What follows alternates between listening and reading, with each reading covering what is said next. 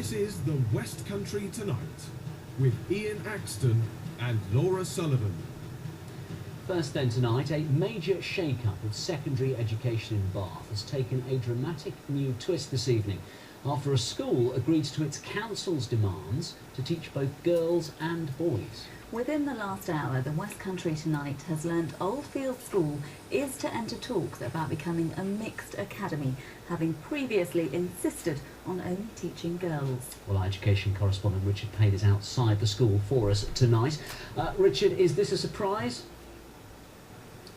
Well, Ian, you could call it a climb down, you could call it a U-turn, but yes, it certainly is a surprise. This school, rated by Ofsted, as you can probably see over my shoulder, as outstanding, has at the 11th hour agreed to the local authorities' demands that it takes boys as well as girls. I'll be getting the reaction from the council's education leader in a moment, but first I've been looking at the background that's led up to this landmark decision. A school day which started like any other, tonight finishes with the prospect of a new beginning.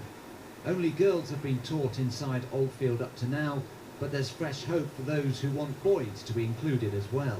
The co-ed Oldfield group set out as objectives as a local school for local children. For us that's quite important because it means that people with parents with boys and girls get to send their children to the same school rather than sending one to one side of town and one to another. And also it means that we can get more involved in the school and our community. I understand parents are being told that, subject to consultation, boys will be admitted into the entry Year 7 from 2012. It's a significant change of heart by Oldfield, who up till now had resisted all attempts to make it co-educational.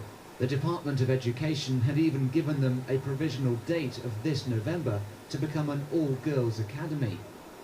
Bath and North East Somerset Council will see it as a big step forward in their plans to change the face of secondary education across the city.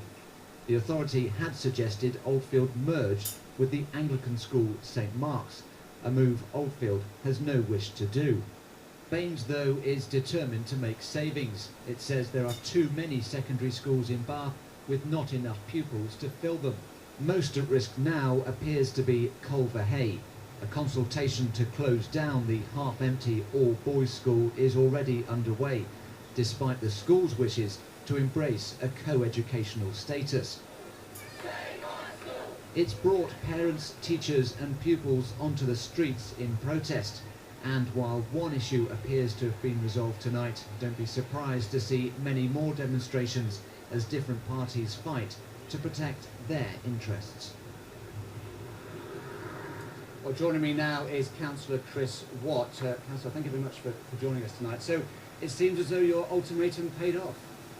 Well, we're very pleased that today the school and the authority together are able to announce that we've come to an agreement about converting this school to a co-educational school. So we should have boys coming to this school from September 2012. It won't come without a price, though. I understand more than £1 million will be given to this school now. Well, the funding's always been available to convert this school to a co-educational school. We'll be committing £1.85 million to make the necessary conversions, including all-weather sports pitch. Looking wider now, what's the impact for the city as a whole for state secondary education, particularly for Culverhay? Are they now going to close? Well, this decision enables far more families from the city of Bath to bring their children to this school. That's a core part of the secondary school reorganisation. The federation between St Gregory's and St Mark's is a core part of it as well. That's underway. And of course the final piece of the jigsaw is to remove a secondary school, and that secondary school is Culverhay. We're consulting shortly on the closure of that. So someone will lose out. Ultimately, someone's going to be disappointed.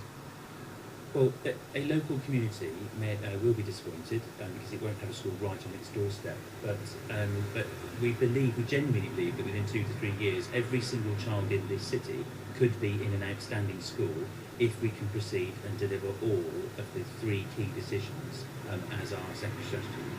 Councillor Chris Watt, thank you very much indeed. Well, the future of this school seems a little more certain, the future for others perhaps less so. Richard Payne in Bath, thank you.